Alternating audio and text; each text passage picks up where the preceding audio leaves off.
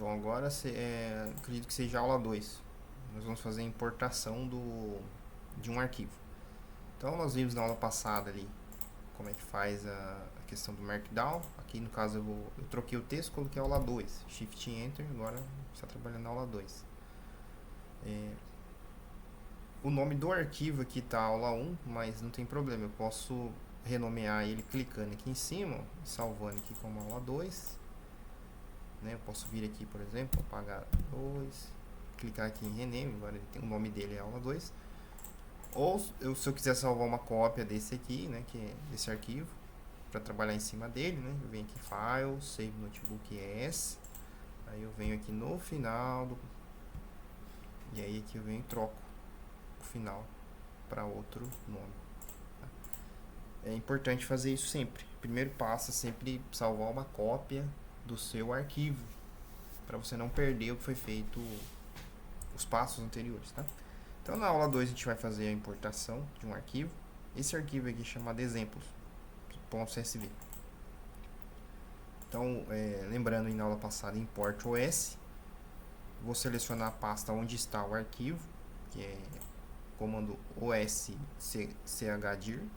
Vou colar aqui, vou lá na pasta, copio como caminho. Então, relembrando, eu vou localizar a pasta onde está o arquivo, clico o botão direito, vou na opção copiar como caminho, aí eu colo aqui, ele já vai vir entre aspas duplas aqui, no começo e no final. E aí eu coloco esse R aqui, para ele entender que essas barras aqui é o endereço da nossa pasta. E para garantir, para saber se o arquivo está dentro da pasta aula 1, o outro comando é os.listdir. Tá? Vou reiniciar aqui para não confundir o número que está na esquerda, mas é isso. Então, Shift Enter. Então eu entrei na pasta, nessa pasta aqui, e o arquivo está aqui, exemplo.csv. É ele que eu vou ler. O que seria ler o arquivo? Seria pegar as informações que está nesse arquivo e trazer ele para o Jupyter, para que a gente possa trabalhar em cima dele. Então, aqui nós vamos fazer a importação de uma nova biblioteca. Se chama Pandas, que eu havia falado. Então, importe Pandas. Só que, como vocês viram aqui em cima, os comandos eles dependem desse prefixo aqui para saber de qual biblioteca é esse comando. Para eu não ter que escrever Pandas toda hora, a gente vai dar um apelido para ele, Pandas SPD. Então toda vez que eu digitar PD significa que eu estou falando de pandas. Esse apelido aqui PD ele é bastante comum. Então vocês vão encontrar por aí muitos códigos que vão ter PD, aí você vai saber que é pandas. E aí o comando para poder ler o CSV é pd.read _CSV. Abre, fecha parênteses. Esse é o comando, pd.read CSV. E aí aqui dentro dos parênteses você vai colocar o nome do arquivo. Copiei aqui, vou colar aqui embaixo. Pode ser aspas simples, não tem problema, ele vai ler. Então para que serve esse comando? Vou colocar um comentário lá. Ler e exibir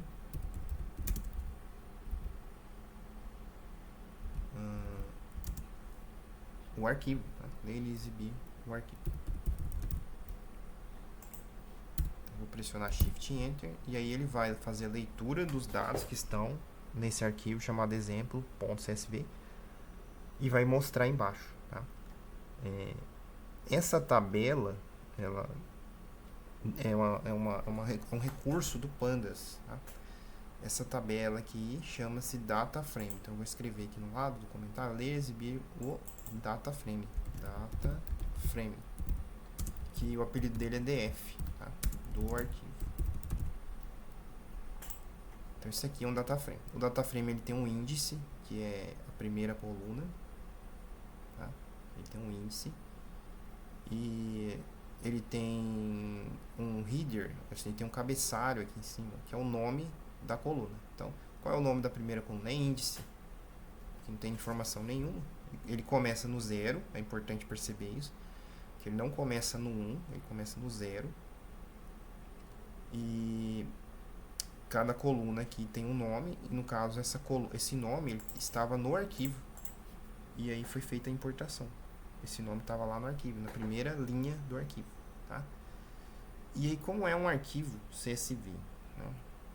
É um arquivo CSV, normalmente ele é um arquivo, como o próprio nome diz, né, aqui, ó, CSV, são colunas separadas por vírgula. Então, provavelmente o que está lá no arquivo é algo assim, ó, 3 pontos. Vou usar esse último exemplo aqui, ó, 3999.4335. Esse aqui é a casa decimal. No Brasil nós usamos vírgula, nos Estados Unidos é usado ponto. E a maioria das calculadoras, dos programas que fazem conta, usa ponto. Então a gente vai usar ponto aqui também. E aí eu vou dar um espaço, e a informação aqui, que nesse caso é uma informação de intensidade, que está dizendo ali, a gente não sabe se é intensidade do que, mas está ali, 97.65, 23, 38. Como eu vou separar as colunas, né? Com vírgula. Então tem uma vírgula. O CSV basicamente é isso. É um arquivo em que as colunas são separadas por vírgula, tá? Então, esse índice que apareceu aqui, ele é automático, ele foi criado pelo Pandas, para que a gente possa saber a posição de cada uma dessas informações. E aqui embaixo ele te dá uma informação muito útil também, que é sobre a sua configuração, né, da sua tabela. Então, essa tabela aqui, ó, que a gente pode chamar de matriz também, essa tabela, ela tem 1798 linhas por duas colunas. Então, se vocês perceberem, ela acaba em 1797, mas como ela começa em zero, né, então o total de linhas aqui é 1798 linhas por duas colunas. Esse é o aspecto geral do Pandas, tá? Linha versus colunas. Lá na frente isso vai ter que ser mudado quando a gente for trabalhar com esses dados, mas por enquanto o aspecto geral é esse, é linhas por colunas. Então, primeiro linha, depois coluna. Bom, a gente fez a leitura do arquivo, então ele leu e exibiu, né, o data frame. Só que o nosso índice é o próprio número de onda, ou comprimento de onda. Lá na frente, se a gente precisar fazer uma análise em um intervalo específico, a gente vai querer usar como referência esses valores. Então, é interessante que na hora da leitura ele já considere o número de onda ou o wave number ali como o índice, e não acrescente um índice automático, né? Então, como é que eu faço para configurar esse comando que chama readCSV, para que ele leia o arquivo exemplo.csv, considerando que a primeira coluna seja o índice. Então aqui eu vou acrescentar uma configuração. No Python é comum você configurar o comando usando vírgulas e instruções dentro desse parênteses. É por isso que todo comando tem parênteses. Mesmo que você não use alguma coisa aqui dentro, ele tem configurações, tá? Que você pode consultar na documentação que eu mostrei lá naquele primeiro vídeo. Então aqui qual é a configuração para que durante a importação o wave number seja usado como índice, tá? Então é index underline call. Esse é o comando, tá? Index call. E aí eu vou definir qual é a coluna que é índice, né? É a coluna 0, porque, como eu falei, começa sempre no 0. Tá? Isso aqui é um índice, isso é a coluna 0, essa é a coluna 1. Eu quero que a coluna 0 seja o índice, então eu coloco 0. Tá? E aí eu vou repetir o mesmo comando. Bom, a gente observou aqui, né? Eu pressionei Shift Enter, tá? É que não tem mais aquele índice automático, e ele transformou a primeira coluna, que é o wave number, em índice. Como a gente sabe que é índice? Porque, primeiro, se a gente olhar aqui embaixo, está uma coluna. Ou seja, ele tá dizendo, ele entende que a informação que você vai trabalhar não é o wave number. A informação que você vai trabalhar é a intensidade, que faz sentido.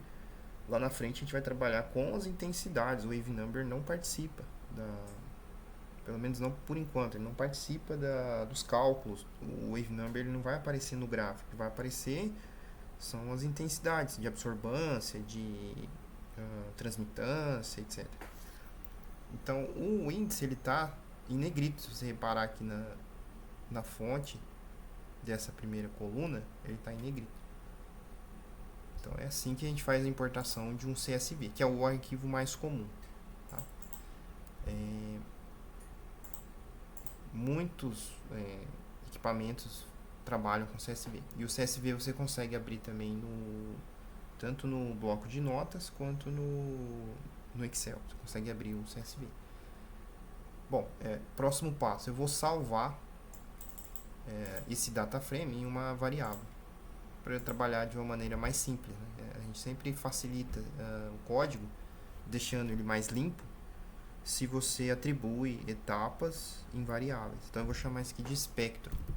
Espectro é igual a pd.readCSV. Já configurado aqui que a primeira coluna é o índice. Então, pressiono Shift Enter. Não aconteceu nada. Tá? Vou apagar isso aqui, que eu mostrei anteriormente.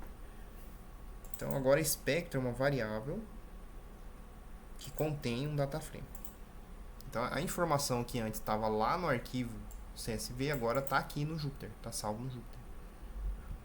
Próximo passo, eu vou fazer uma verificação, né, visual através de um gráfico. Eu já observei aqui o espectro, eu posso até repetir, ó, vou digitar aqui espectro, pressiona Shift Enter. Eu já havia visualizado, mas eu posso olhar novamente, né? É importante olhar para esses números e ver se eles fazem sentido. Então, o intervalo que você está trabalhando é esse mesmo, é de 650 até 3.999. Aí você precisa abrir o arquivo usando o bloco de notas e visualizar lá para ver se essa informação realmente está lá. Tem somente wave number e intensity na primeira linha. É importante observar isso para ver se o cabeçalho é somente uma linha, para evitar de deixar alguma informação para trás. Outra coisa que você vai observar aqui é se não tem uma variável chamada um valor chamado num, que seria not a number. O que é num?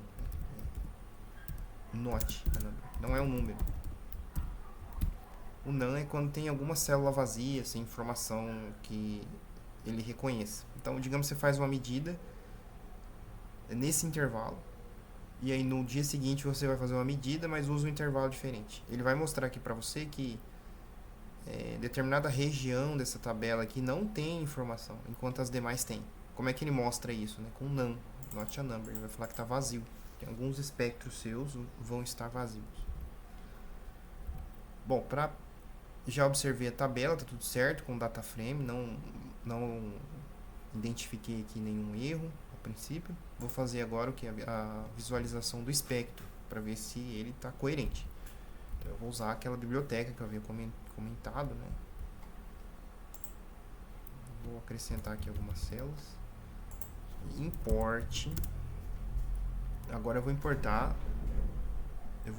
a biblioteca de visualização de gráficos, que chama matplotlib. Então, import matplotlib. Aí ele tem um sobrenome que é ponto pyplot, nome comprido, é PLT. Aí o apelido dele é PLT. Tá? Então vou importar PLT. Esse é o primeiro passo, né? Importar a biblioteca para depois eu trabalhar com os comandos PLT. Então, o primeiro comando é plt.plot, é o mais simples deles, tá? Abre e fecha parênteses. O que o plot faz? Ele faz um gráfico de linhas, que é o que o espectro é um gráfico de linhas. E aí eu vou digitar aqui dentro a variável, espectro. O plot ele vai reconhecer as informações do espectro e ele vai saber que as linhas é o índice, ou seja, o EX, e os valores que estão lá são o eixo Y.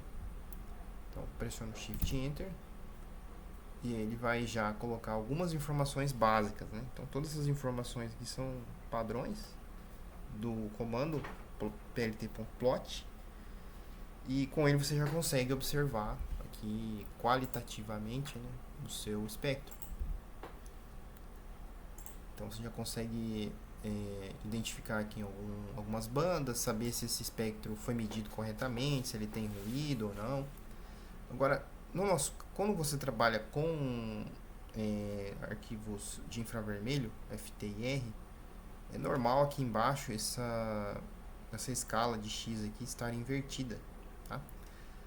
Outra coisa, tem um espaço aqui antes e depois que não tem nenhuma informação. Então, o que a gente pode fazer? A gente vai delimitar aqui, a gente vai estabelecer qual é o limite de visualização.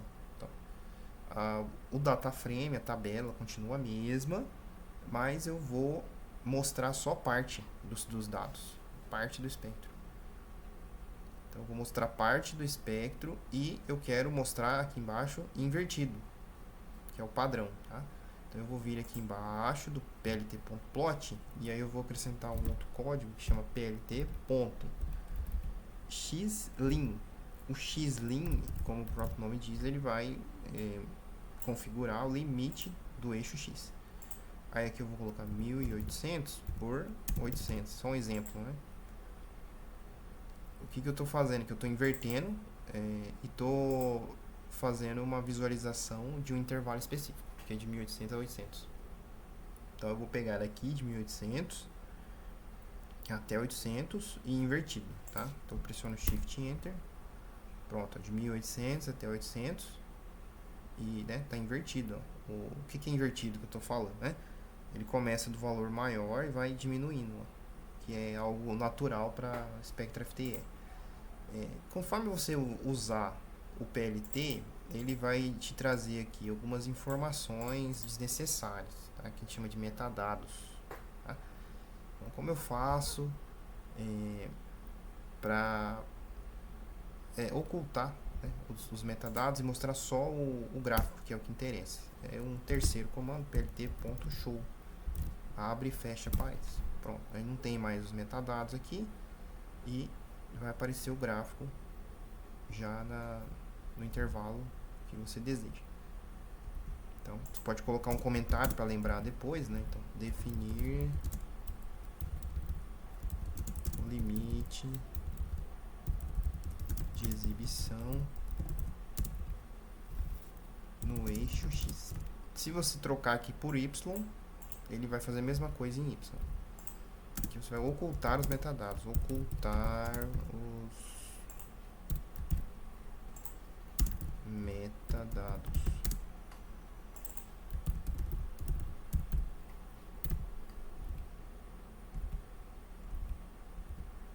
E aí uma observação, aqui você vai usar isso aqui sempre na última linha.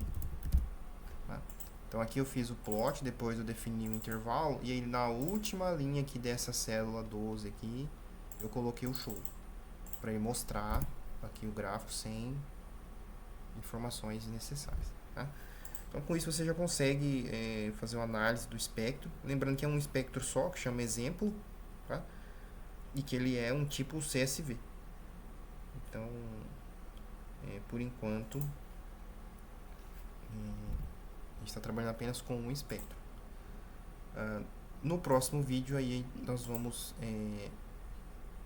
trabalhar em cima desses dados e depois ler outros tipos de arquivo, que são aqueles que eu havia mostrado, o DPT.